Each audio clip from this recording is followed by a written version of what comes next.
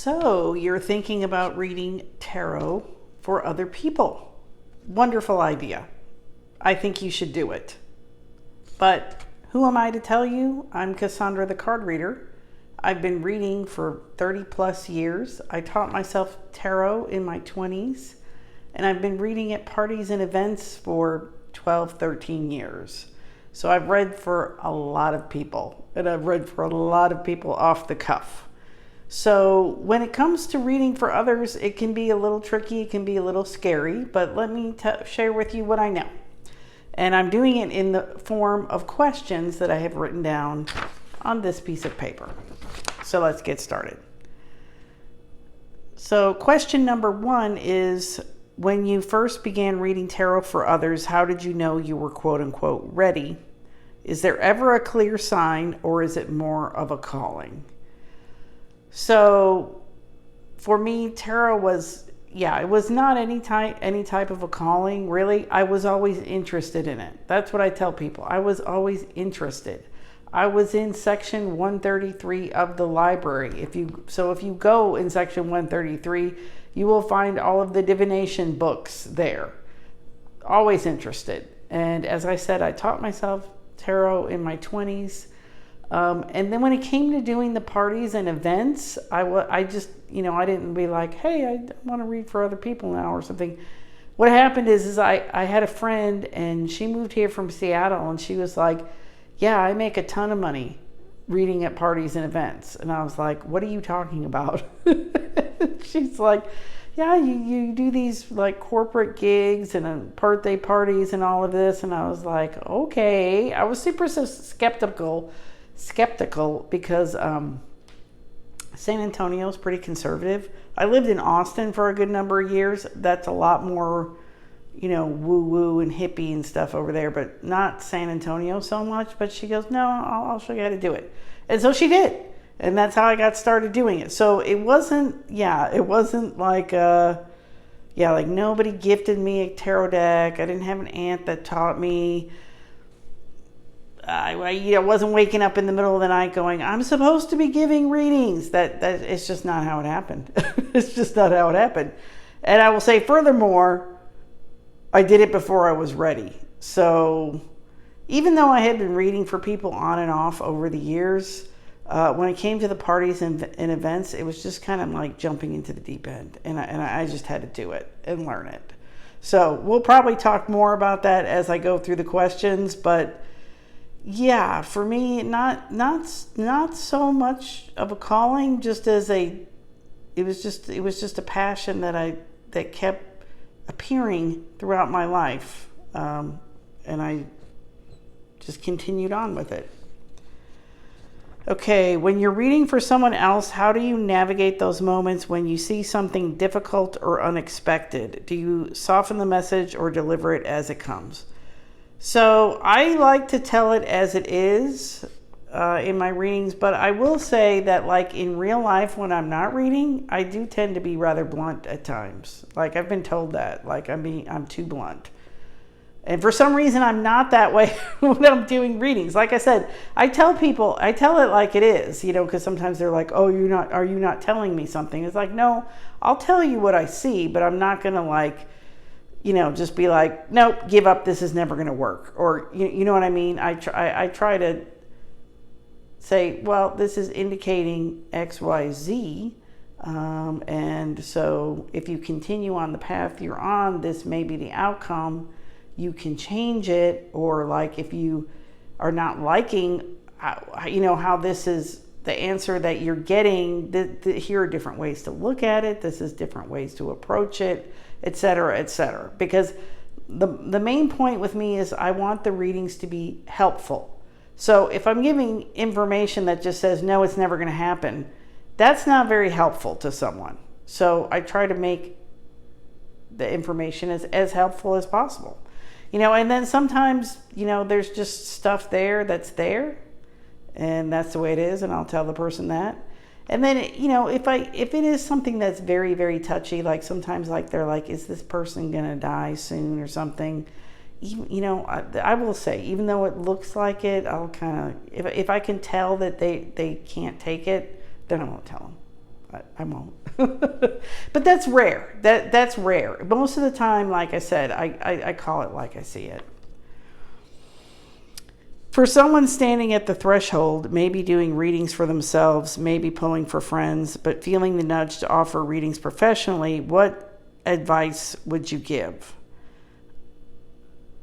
So, yeah, so I think this happens to a lot of people, that they feel like they want to do it, but yeah, they're scared. They're like, or they don't know how to start doing it, or it's like, am I doing it right? Or how do I even get started?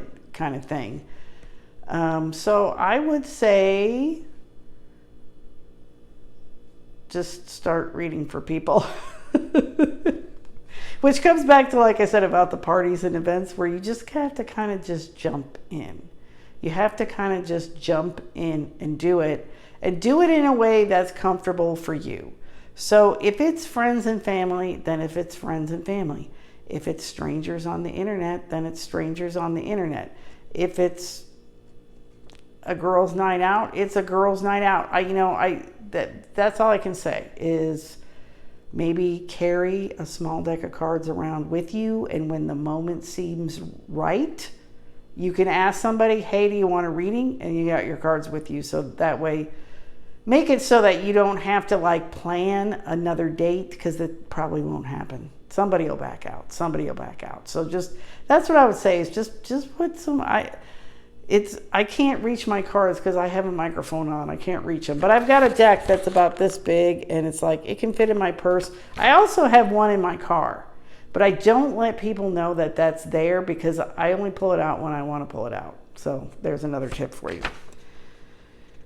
Okay. Do you believe everyone is capable of reading for others, or is there a certain quality or initiation that sets a reader apart? I don't know what that word initiation means. Is there a certain quality that sets a reader apart? Everyone is capable of reading for other people. I mean, because that's kind of what it's for. Maybe more than reading for yourself. I mean, yes, you can read for yourself, but I mean, a reading is like it's like a 3D thing. It's a 3D space that grows up between two people and a deck of cards. So it's like a conversation. Sure, you can talk to yourself and have a conversation with yourself. That's a real thing. We do it. But probably the more meaningful conversations we have are with another person. Like, you don't look back and go, I just had a really great conversation with myself the other day. Once in a while it happens. I'll give you that. Once in a while it does happen, and you're like, oh, I was talking to myself and I said self, blah, blah, blah. But that's rare. It's the conversations between people. So really, it's the readings between people that are important. So the question was, is everyone capable of reading? And yes, everyone's capable of reading cards. Everyone's capable of reading for others. That there's no, it's just all how, some of us are better than others. Like, everybody can play basketball as long as you have arms and legs. But are we all going to be on a pro basketball team? No, but we can all play basketball. Okay, moving on. How do you deal with fear of getting it wrong when you first start reading for real people? This is going back to you just have to do it. You just have to do it. You just have to know. And even now, I still have the fear of getting it wrong. But you just have to just kind of put that aside and be like, okay, there you are, fear of getting it wrong. Thanks for coming today. And you just say what you need to say. You call it like you see it. You're like, and if a card doesn't make sense, you're like, this card is really weird here. It doesn't make sense. I'll say that a lot of times. I'll say, I'm not really sure what this card is doing here. And I might give an initial impression and I'll go, but we'll come back to it. And we usually come back to it, and then it makes sense later. So it's like there's really no getting it wrong. Sometimes people don't understand you exactly or whatever, but it's once again with conversations, like, unless you're very self-conscious, which I actually am, you probably don't run around worrying about getting conversations wrong. There are things where you might feel uncomfortable in social situations or whatever, but you're not like, I'm getting the conversation wrong. Same thing. You just need to put this in perspective. Just like me making this video. This is, I don't know, it's probably 5 o'clock and I'm finally making this video because I'm going to do it wrong. I'm going to make the video wrong. And so here we are. Okay. Is there a way to know if your reading is intuitive or if you're just projecting what you think they want to hear? So that's fairly easy, really, to like, you just need a gut check. You're just, when you're reading and stuff, you can feel it in your body. You can feel it. It's just like when you're lying to someone. You can feel it. So if you're getting this feeling that I'm lying right now, or this isn't really the truth, and you can feel that, what you know what that is specifically in your body. If you're like, oh yeah, no, this isn't it, then you're just telling the person what you think they want to hear, or what they've told you that they want to hear. But yeah, just do the gut check, and you'll know. Do you recommend practicing on friends for free, or does that create an energetic imbalance? So this is the whole free readings conversation. I suspect that you would probably read for your friends for free, right? Most of us would do that. But I think when it gets sticky is when you're like, okay, I ran out of friends and I need to expand and I don't really feel comfortable charging. So what do I do now? And that is a sticky question, because if you go out there on the internet, okay.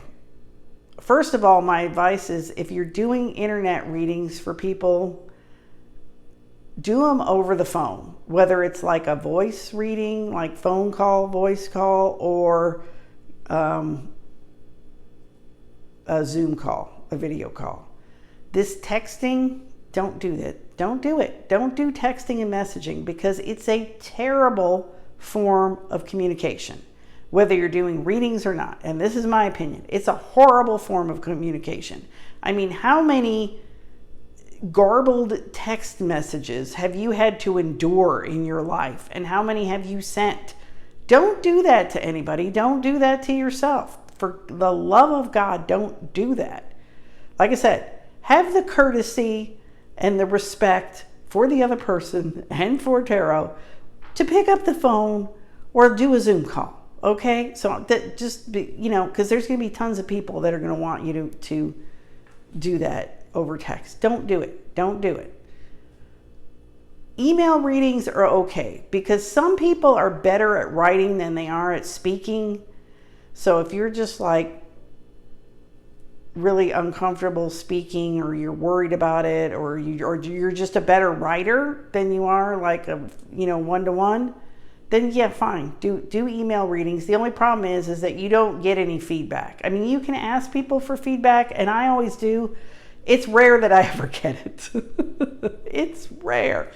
But oh well. Not everything's 100%. So you could do email readings, but just don't get crazy with it. Like, don't make it super long, because you just overwhelm the other person, whether you realize you're doing it or not. Try to keep it, it kind of depends on their question and stuff, but keep it to 500 words, because I think you're just giving too much, and it's going to be too overwhelming. There's going to be too much there for the other person if you go over 500 words. So yeah, so then the next question is should you charge for that? And that once again, that's like, you can do donation, you can do tips. I think if you don't know the person, it might be a good idea to get something out of it, because I'm telling you, the freebie people, they're all over, and the problem is they're going to be the worst people that you could possibly read for, because they're going to be all demanding. I mean, it sounds crazy, but they are. There are people that run around these like reader sites where you like have 60 seconds free or whatever, and they just go down the list and they do 60 seconds, 60, and they jump off before they get charged. You don't want to be reading for people like that. You just don't. And then also when it's free, you get a lot of people that are real desperate and have a lot of glommy energy, and you really honestly can't help those people. It's kind of like no matter what you tell them, it doesn't help them because they're so spun out and so needy and so, it's not going to help them. So you just need to eliminate those people, and I think you eliminate those people by charging even a little bit, even $5, or just do it for tips. Like I'm going to a bar and I'm reading for tips on Friday. Like I'm fine with that. And tips are good because it really is a proof in the pudding kind of thing. You know what I mean? If someone tips you, then that means something. You know what I mean? And how much they tip you. Because I've had people tip me a lot of money before. You know what I mean? And then I'm like, oh, that really landed with them. So I think tips are good. I think tips and donations are good. If you don't want to go, oh, it's this much money or whatever, which I totally understand, because it's like, how the hell do you, like I said, I've been doing this a long time. I still don't know how to price myself. I'm just like, I have no idea. So I price on the low end. That's probably not good. Don't talk to me about pricing. I can talk to you about how to read, but don't talk to me about pricing. Okay. Practicing. What is the biggest mistake new readers make when they try to read for others? I guess the biggest mistake is just being too wrapped up in what that other person thinks or is thinking or will think. Because you just got to just be just go into oracle mode and just let it come out your mouth and not be super worried about the other person.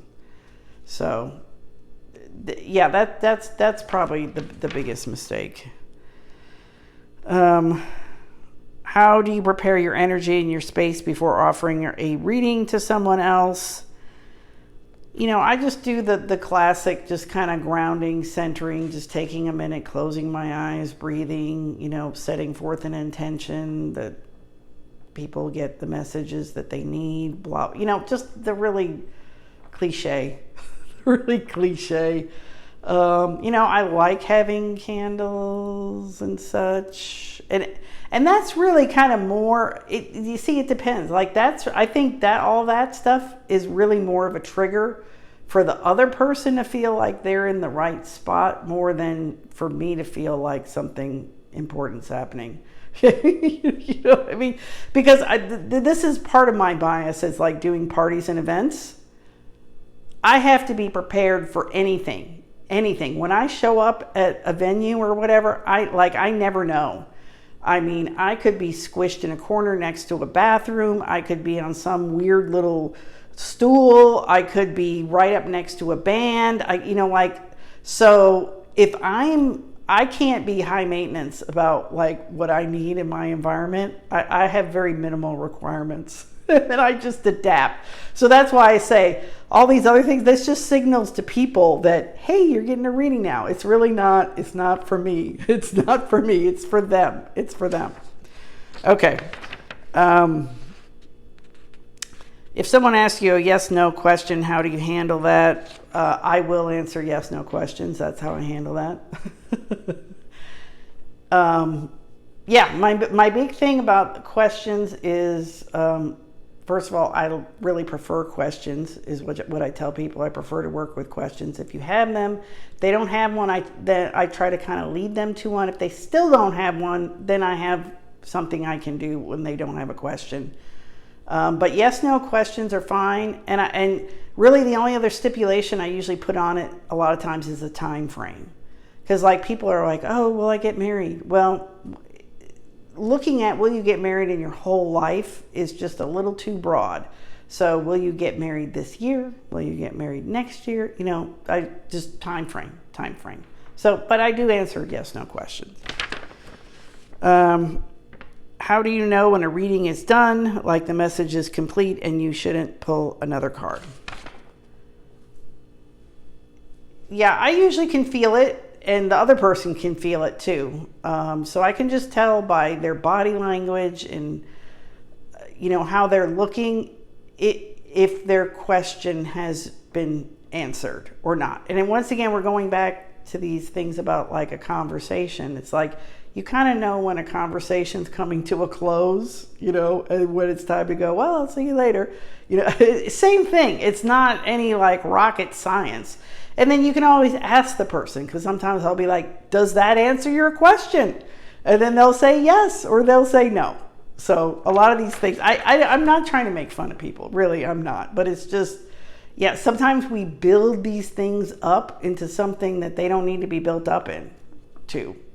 So it's just like, yeah, you can tell when it's come to a close. And like I said, if you're not sure, ask the person. They'll tell you. What would you tell someone who's on the edge of offering their first reading for someone else, but still doubts their ability? I would say, yeah, you just got to bite the bullet and do it. Just like I had to bite the bullet and make this stupid video. Because I'm not ready. I'm never ready to make a video because the camera is not kind and YouTube is a hell ground, but I did it. So that's what I'm saying. You just got to do it. So you need to decide for you like what your comfort zone is or how to get a little bit outside your comfort zone. Like, do you want to do 10 email readings? You know what I mean? To kind of put yourself out there. Do you want to get a space at a psychic fair and sit there? If you're a naturally, gregarious, outgoing person, that might be a good thing for you. That's terrible for me. I hate it. I hate it, but you may love it. So just kind of decide, or you're going to go on some tarot forum and, offer readings for tips. And you're going to do 5 of those or whatever it is. You decide what it is. But do more than one.